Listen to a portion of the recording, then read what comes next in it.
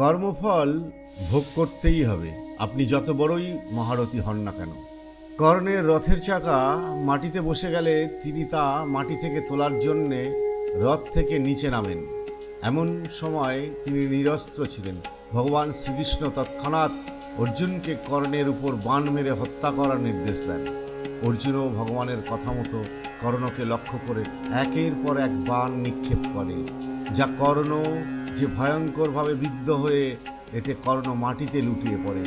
মৃত্যু পূর্ববর্তী সময়ে মাটিতে লুটিয়ে পড়া কর্ণ ভগবান শ্রীকৃষ্ণকে প্রশ্ন করেন, এই তুমি ভগবান, এই তুমি করুণাময়, এই তোমার ন্যায় বিচার যে একজন নিরস্ত্রকে হত্যা করার পরামর্শ দাও?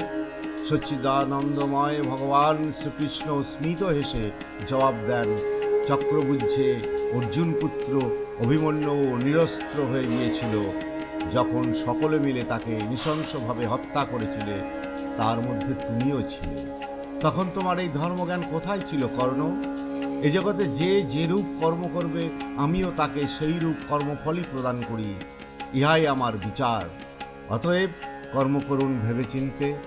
আপনি আজ কাউকে কষ্ট দিলে, যন্ত্রণা দিলে, অবজ্ঞা করলে, কারো দুর্বলতার সুযোগ নিলে, আগামীতে আপনার জন্যেও সেই একই কর্মফল অপেক্ষা করে থাকবে এবং স্বয়ং তিনি আপনাকে তা প্রদান করবেন।